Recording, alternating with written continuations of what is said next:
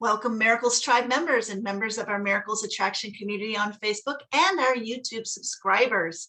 I'm Teresa McGallagher, and I'm here today with my partner, Carly Hardy. And we have another incredible guest for you today in our continuing series of people whose lives have been positively changed by their practice of A Course in Miracles. Our guest today is Beth Gordon, joining us from Illinois, and Carly will tell you all about her. Thank you so much, Teresa, and a warm welcome to you, Beth. So nice to have you with us so we can get to know your story. A little bit about Beth. She began her professional life as a physical therapist 35 years ago.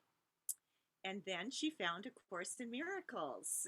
And currently, she is a teacher of A Course in Miracles through a community called the Speakeasy Spiritual Community, and she can tell us a little bit more about that. But within that community, she is the co-facilitator of a Maiden Voyage, a 9-month journey for women through cycles of the feminine divine. And she also she'll tell you what else is going on, that there's a new prosperity course that is coming up in Speakeasy, the 7 Keys to the Kingdom. So you might want to join her for that. She's also a yoga instructor. That's something we have in common, Beth. I love yoga. A personal life coach and a personal trainer. And she's a spiritual practitioner and studies conscious leadership. So with that introduction, we'll ask you to take the floor, Beth, and share with us. Well, thank you, Carly. Thank you, Teresa, for having me here. I'm really happy to be here with you both. And, I don't want to give the impression that there was like some straight, like, oh, Course in Miracles, my life changed. Like it was, to move past all of my own ego's constructs. It was a very circuitous path. And, what I can tell you is that it was always there and it was in the background. I actually had the book, A Course in Miracles, in my home for 15 years before I ever even took the plastic cover off of it.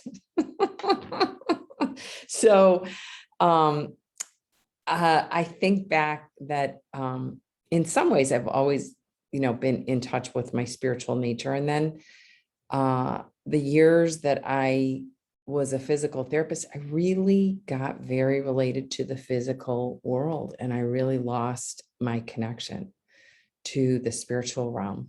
And probably a little over 20 years ago, I had a bout of like acute abdominal pain, and I had the most wonderful Chinese medicine doctor. She was an internist and a Chinese medicine doctor. And she said to me, it's very clear that you're taking very good care of yourself spiritually, physically, but you're spiritually starving. And she said, I really invite you to go on your own spiritual journey. And I was like, who, like what doctor says that? Like, she's so amazing. And I really didn't even know what she meant by that. And so we had long conversations about what does it mean to go on a spiritual journey and really get to know your own true nature, where your spirit is calling you to be. And over the years, I read all kinds of things, on healing. I came from this physical therapy, traditional Western medical model. And so I was drawn to things that were written by people that were in that world, and so, but I did eventually, I felt something where there was a part of me that was like, I just need a miracle. I just like, something needs to change. And there, I don't know if you ever saw, there was a perfume. They used to have this perfume called Miracle. They may even still have it out there, but there was a part of me that was like, I just just need a miracle. Like something's got to shift or change. I was searching, but I hadn't really landed yet. I was still very much in the seeking end of things. And, I started going to a center that was based on science of mind. It was the DuPage Center for Spiritual Living. And that was close to where I lived at the time. And I started reading that book, Science of Mind. I read it cover to cover twice, like by myself in my living room. And I started reading a lot of spiritual material, and it was helping me with my mind. But there was still something more occurring. I was learning all about this whole world that I had not been related to in any kind of healthy way. And I do remember that, doing that work with Science of Mind, my daughter would say to me, you should keep going there. And I said, why is that? And she goes, because you're a much nicer mom when you go, so I was calmer, I was happier. And there was something that was nourishing and feeding my spirit. And I had a life-changing experience with prayer with a woman there, where she really expanded my mind with affirmative prayer. And that's what led me to become a spiritual practitioner, was, to go through that training so that I could do that kind of affirmative prayer, because she changed my life with that first prayer. My mind expanded beyond its limits. And in the meantime, I kept meeting people that were studying A Course in Miracles, oh yeah, I heard about, I think I probably have that book somewhere. I should probably open it, and then maybe it was around 2009, and I had a lot going on. My dad had a major stroke, and I was a big part of his care, and my marriage was ending, and my daughter was going off to college, and just a lot of big changes in my life.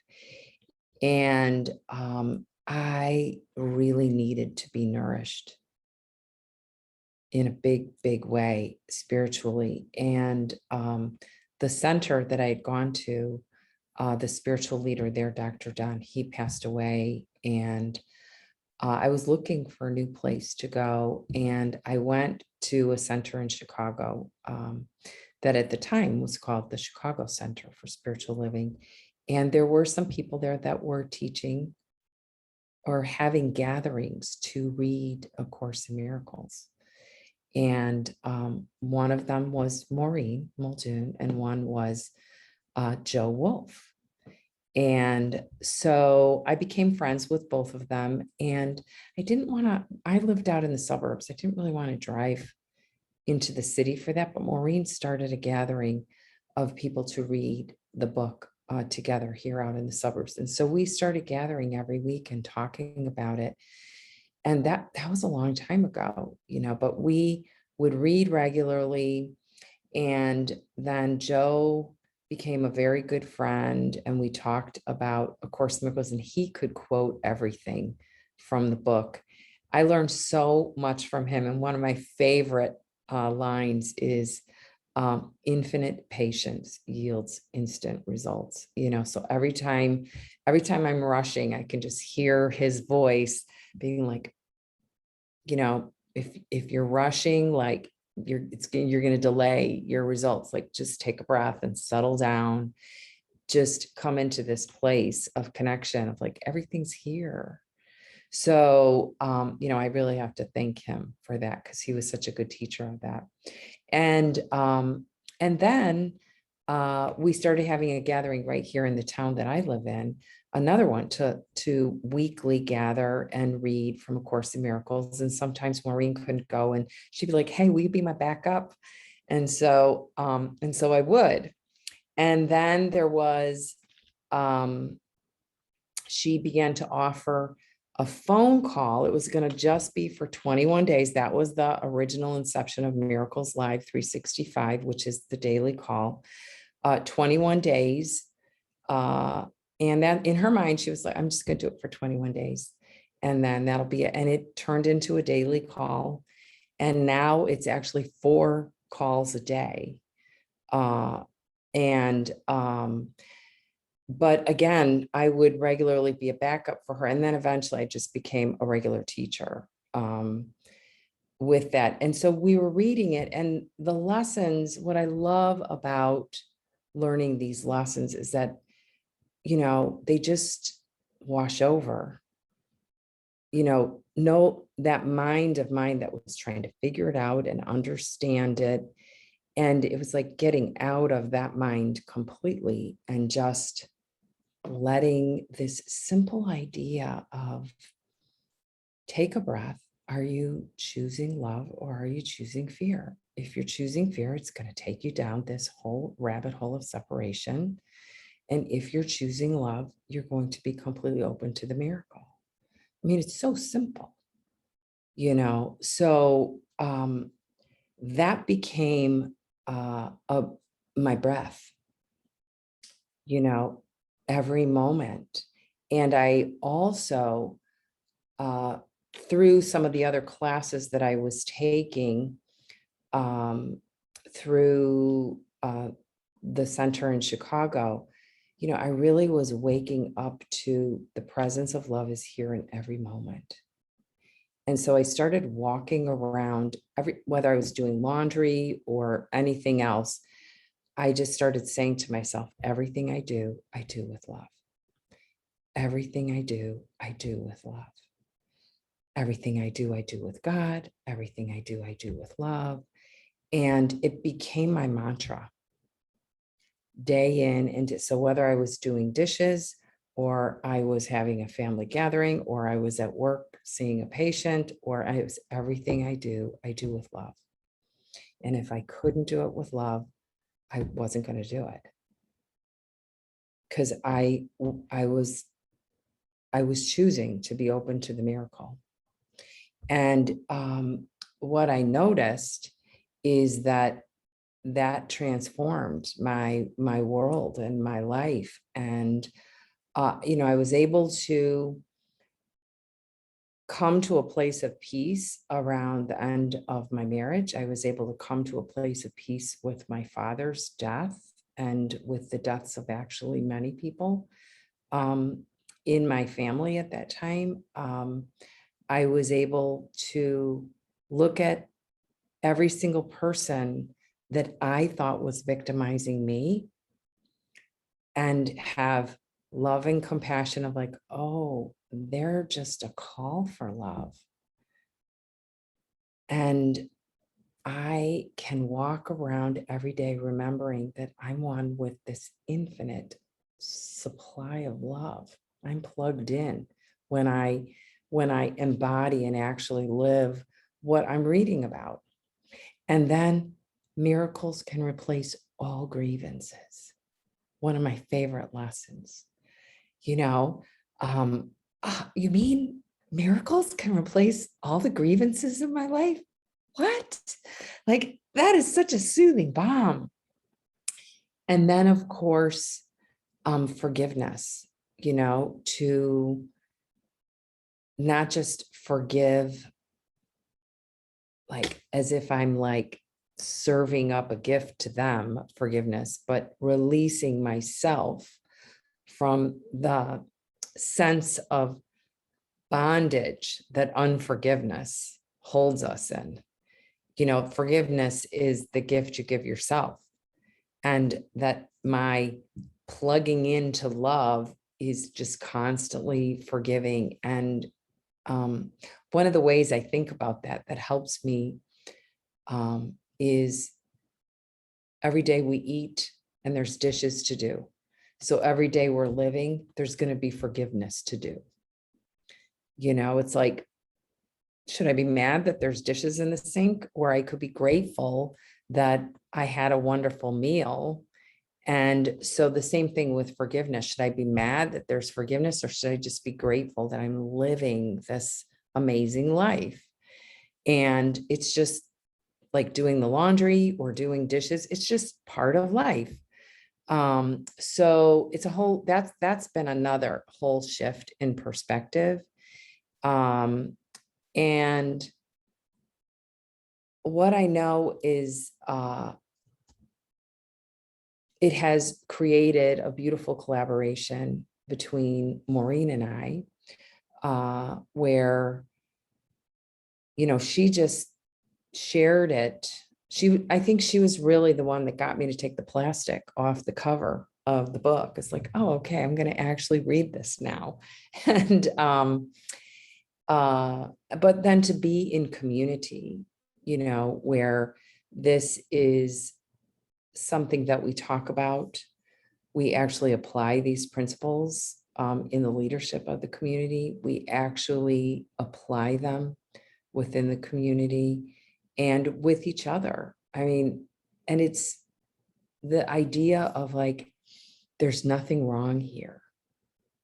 If anyone here has some idea that something's wrong, then, we just need to remember what's really going on here and forgive and come back to a place of love. And honestly, it just is so liberating and so freeing to come to that place. And then, through the course of just my own exploration with this, I learned that my brother had studied A Course in Miracles like for 20 plus years or something. And I was like, you know about this? And he's like, oh yeah. And I was like, how come we never talk about it? And he's like, I don't know. So we've started having conversations, and he's like, oh, he really enjoys listening to Ken Wapnick. And so, it's expanded the conversation even within my own family. And, I think the course has been sort of weaving its way without being so obviously this is from A Course in Miracles, because earlier on when my marriage was having trouble and I was still seeking, I would read Marianne Williamson or Return to Love, and not even really fully conscious, like, oh, it's that book that I still have the plastic on in my home that I haven't taken it off yet. Yeah. But I was reading, I was already connected to the message. So there was an alignment there. And I know for myself, and I still get plenty of opportunity to apply this, that when somebody is not behaving the way I would like them to look at it as, wow, they are hurting and they're a call for love right now. And then taking that moment to just really ask, what's mine to do here? Is there something here for me to say or do and be that extension of God's love? And sometimes it's like, no, leave them alone. Don't take it personally. That's the greatest thing you can do to love them right now. They're not open to what you have to say. And other times it's, yes, go extend some love. And, I've had the opportunity to extend love where I personally am holding grievances. And I'm like, no, I don't want to do that. But I've learned that listening to that voice, that guidance of Holy Spirit is like absolutely life-changing in the very best way. So, it's been a very personal journey. And, I absolutely read the lessons every day. There's 4 opportunities to be on the Miracles Live 365 call a day. And, I'm in the central time zone. So there's one at 5:45 in the morning, 6:45 in the morning, and 8:20 in the morning. And then we also just added an international call to Ireland, where Mia Sarah is hosting a call based in Ireland. And she does that at 7:00 in the morning. 7:00 in the morning in Ireland, which is 1:00 in the morning in Chicago. So if it's the middle of the night, you can still get on a call,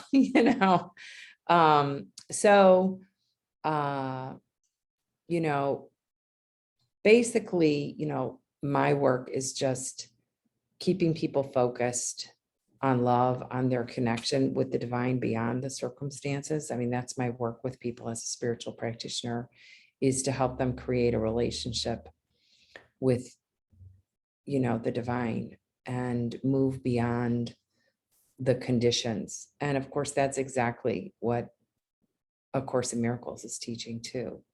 So, is there anything else that you'd like to share with your guests that I'm forgetting? I kind of feel like I could talk all day, but I just want to ask, like, where are we with time? And No, that's beautiful, Beth. Thank you so much for sharing your story. And would you please tell our listeners where they can find you online and about the programs that you're offering that are coming up soon? Sure. Well, you can email me personally with just a direct email to admin@bellamindbodyspirit.com. So that Bella Mind Body Spirit is where I see private clients through. So if anybody wants to work with me one-on-one, I'm happy to work with them, and they can email me there. And then at Speakeasy, which is speakeasyspiritualcommunity.com, there's a website there, and September 20th, we're going to be starting a prosperity class called Keys to the Kingdom. And that has been very transformative for not only the participants, but also the facilitators, which are me and Maureen. And so it's an advanced course in prosperity consciousness building. So we welcome anybody that's interested in doing that. You can find the links to all of that on that website for Speakeasy. And then, Maureen and I facilitate a program called Maiden Voyage, as you said, Carly, and that we do once a year. It's a 9-month journey for women, and we're coming to the last 2 months of that journey for this year. And so that will be offered again next year. And if anybody's interested in that, they can either email me or they can go to the Speakeasy website and take a look at information on that there. We're going to be putting together a wait list for next year. And of course, everybody's invited to join us in the daily lessons on Miracles Live 365. And the sign up for that too is available through the Speakeasy website. So if anybody has any other questions, they can just email me directly. I'm happy to answer any questions. And I'm just so happy to be here with you and be in the conversation and welcome the miracles. The miracle. I mean, what a gift to witness people really stepping into a place of living joyfully and experiencing it for myself. So I'm just happy to be here in this conversation. And we're so happy to have you. We feel blessed to have you as our guest today. And we want to let you know how much we appreciate your presence. Thank you. Yes, thank you.